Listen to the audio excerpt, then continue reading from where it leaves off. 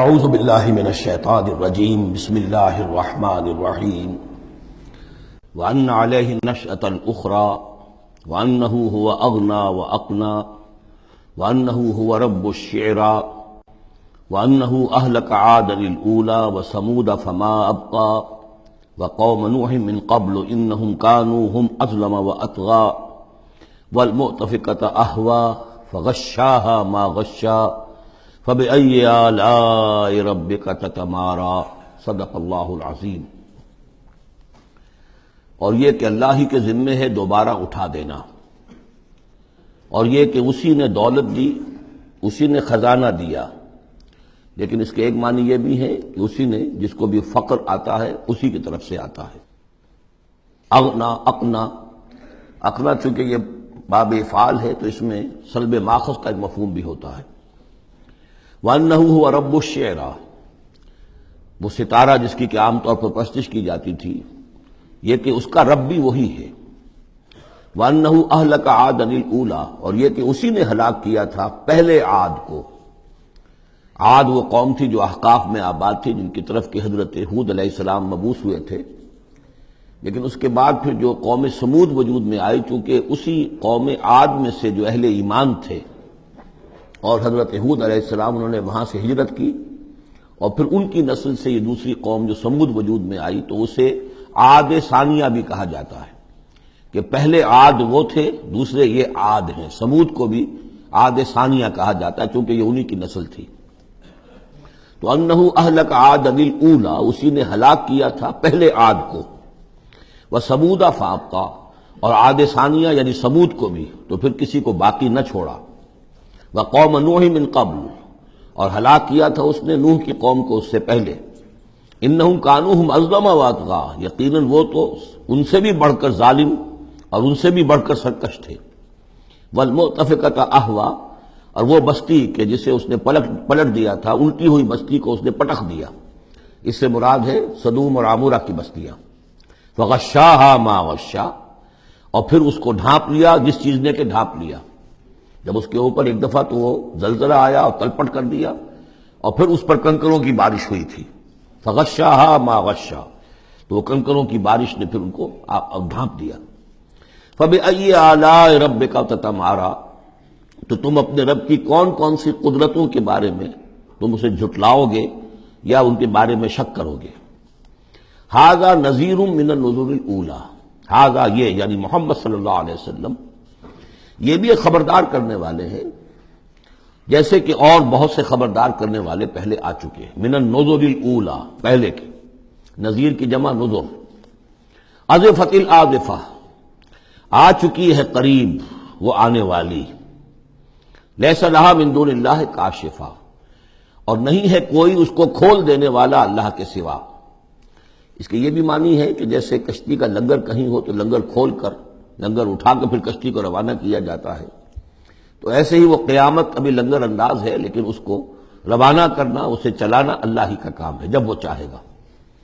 اور یہ بھی ہے کہ اس کا علم جو ہے کہ کھول کر دکھا دیا جائے کہ وہ کب آئے گی، یہ بھی صرف اللہ کے پاس ہے، اس کے سوا کوئی نہیں ہے کہ جو بتا سکے کب آئے گی۔ افمن ھذا الحدیث تعجبون، تو کیا تم کو اس بات سے تعجب ہو رہا ہے؟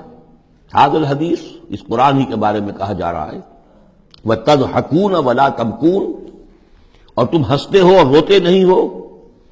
وَأَنْتُمْ صَامِدُونَ، اور تم خوش فیلیاں کر رہے ہو، خوش گپیوں میں لگے ہوئے ہو۔ فَاسْجُدُوا لِلَّهِ وَاعْبُدُوا، بس سجدہ کرو اللہ کے لیے اور اسی کی بندگی کرو، اسی کی پرستش کرو۔ اس سورہ مبارکہ میں جو زور خطابت ہے، جیسا کہ میں نے پہلے عرض کیا کہ ہم لوگ اس کا صحیح اندازہ نہیں کر سکتے۔ یہ جو عربوں کا ایک ذوق تھا، بڑے بڑے خطیب ان کے ہاں ہوتے تھے۔ خود حضور نے فرمایا ہے کہ ان من الشعر لحکمۃ وان من البیان لسحرا، بہت سے شعر ایسے ہوتے ہیں کہ جو حکمت پر مبنی ہوتے ہیں، حکمت کے خزانے، اور بہت سے بیان، بہت سے خطبے، بہت سی تقاریر ایسی ہوتی ہیں کہ جن میں جادو کا اثر ہوتا ہے۔ تو اس خطبے کے اندر جو خطابت کا جوش ہے، جیسا کہ میں نے عرض کیا، اب ظاہر بات ہے کہ وہ عرب اور خاص طور پر جو کہ پوری فصاحت اور بلاغت سے واقف ہوں وہ سمجھتے ہیں، لہذا اس کے بارے میں جو رائے آتی ہے وہ یہ ہے کہ آپ نے جس مجمع میں کھڑے ہو کر یہ سورت سنائی تو پورا کا پورا مجمع جو ہے دب بخود رہا، اور وہ ساکت و صامت ہو کر اس کو سنتے رہے۔ وہ کافر بھی تھے، اہل ایمان بھی تھے، بڑے بڑے دشمن بھی تھے حضور کے، لیکن یہ کہ اس کا ایسا زور تھا، اتنا اثر تھا، اتنی تاثیر تھی کہ دم بخود رہے۔ اور آخر میں جب حضور نے یہ آیت پڑھی تو سب کے سب سجدے میں گر گئے۔ البتہ بعد میں پھر انہوں نے بات بنا لی ایک، اور وہ واقعہ ہے تلقا غرانیق العلا کا۔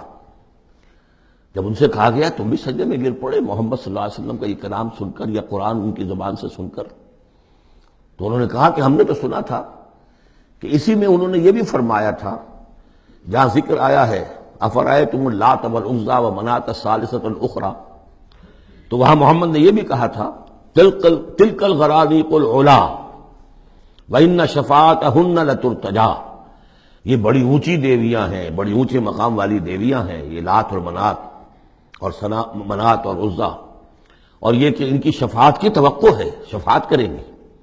تو ہم نے چونکہ یہ آیت بھی سنی تھی، یہ بھی سنا تھا ان کے زمان سے، لہذا ہم نے سمجھا کہ بس اب جھگڑا ختم ہو گیا، اور محمد نے بھی ہماری دیویوں کو کسی درجے میں مان لیا، جھگڑا تو یہی تھا، لہذا ہم بھی ان کے ساتھ سجدے میں گر گئے۔